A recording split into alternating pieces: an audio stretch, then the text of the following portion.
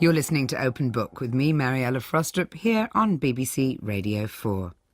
And as the holiday season is nearly upon us, for many, thoughts turn to what will keep us entertained under the parasol. This week's news story was that tomes were likely to be left unread. But what about self-improvement? Who wouldn't want to return from their vacation a better, more accomplished, happier, slimmer, less stressed, more impressive and sexier human being? All those character enhancements are promised in the endless array of how-to books available. In the last 3 months alone, a staggering 10,000 titles have hit the shelves. So where to start? Maybe you want the lowdown on running a large online news site. Well, you could try Arianna Huffington's Thrive. Or maybe you want to know how to bring up kids and still keep Facebook ticking over. Then Sheryl Sandberg's Lean In is for you. Perhaps your problems are of a more existential nature. In which case, how about The Examined Life by Stephen Gross or Adam Phillips' Missing Out in Praise of the Unlived Life? Too serious? Then Caitlin Moran's How to Be a Woman and Tim Dowling's Riposte, How to Be a Husband, are also on hand to help unravel the secrets of the opposite sex. And for a more hands-on approach, Paul McKenna's latest offering promises to set you free from emotional eating. With so many twists to the formula, we thought we'd offer our own short instructional guide to the genre. I'm joined by Caroline Goyder, the author of Gravitas, Communicate with Confidence, Influence and Authority, and Morgan Rimmel, director of the School of Life, who's published a series of instructional books on everything from dealing with adversity to staying sane. Caroline, if I could just start with you. You're a former voice coach at Central School of Speech and Drama, and your book Gravitas offers advice on those facing a wedding speech or a big job interview. It's quite a traditional book in many ways. You know, lots of bold subheadings and equations and diagrams and boxes.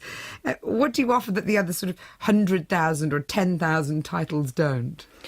I feel like I've gone back a few thousand years in some ways. I don't know if that sounds necessarily positive, but to me, I was looking for a way to explain what I do, which is about how we express our ideas with impact. Because I know that lots of people struggle with it. You know, how do I sound authoritative when I speak? Now, what I knew that there was a whole system in acting that would help people. But the trouble is people don't like acting because they think it's fakery. And then one day I was researching and I found Aristotle. And he, of course, took what actors do and he created a whole system for oratory. And so I sat back and thought in the London Library, how do I make this modern? Because we all need to express ourselves with power. So how do I take what the ancient world knew and make it suitable for the modern age? And that was really the genesis. So it's old ideas with a new spin. And are you a self-help addict yourself? I love self-help. I feel embarrassed to admit it. I feel like I'm at an AA meeting. It's not cool. I think about Bridget Jones. You know, I think about the piles of books in all those books that they talk of that don't help her. But I think there's a classier niche of self-help that I feel that I like reading. Morgan, your readers, or the readers of the books that you publish, that they're the more high-minded sort, aren't they, with a philosophical bent, perhaps. But with titles like How to Find Fulfilling Work or How to Age, do they do as it suggests on the jacket and actually offer a practical guide, or are they more of a sort of esoteric amble? I think we strike a good balance of kind of delivering practical insight, but at the same time leaving these questions open for readers to find their own answers. I mean, we're really interested in helping people to ask better questions of themselves, give them tools for self-reflection and self-analysis, and get to know themselves better, understand their relationships with other people and their place in the world.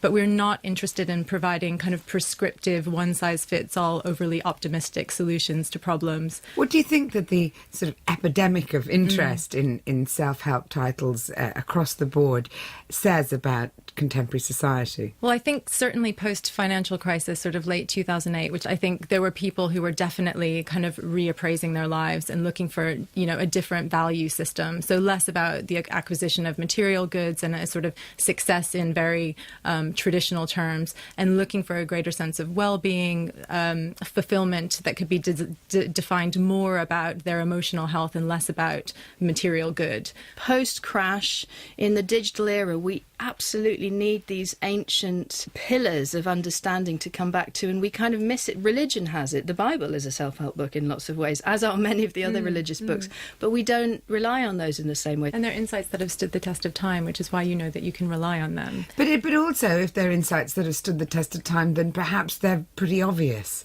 Just to play the devil's advocate for a moment. But actually, that's true. But the problem is that we're forgetful and we get tired and we get overwhelmed.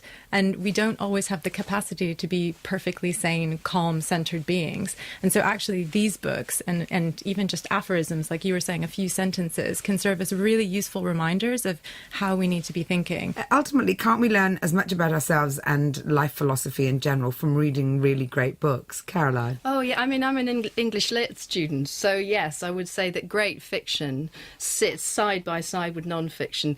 Much as I love self-help, a diet of pure self-help would be a very sad one, because fiction takes us into someone else's consciousness in a way that non-fiction can't. Kurt Vonnegut sort of said it best, and it was a way of meditating with another person's mind. And I think that's really accurate. It lets you step into someone else's shoes and take on their worldview and sort of try out a different approach. So I want to come back at the end of my summer break, and my family want this as well, as a much better person.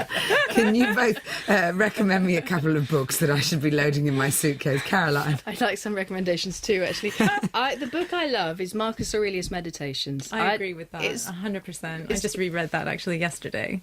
It's short, it's pithy. The guy ran the Roman Empire, he knew some stuff. And I would say that's a good desert island book or beach book. And the one Not a bit heavy going? surprisingly not. It's aphoristic, really. So, I mean, you can just dip in, dip out, flick through in between cocktails.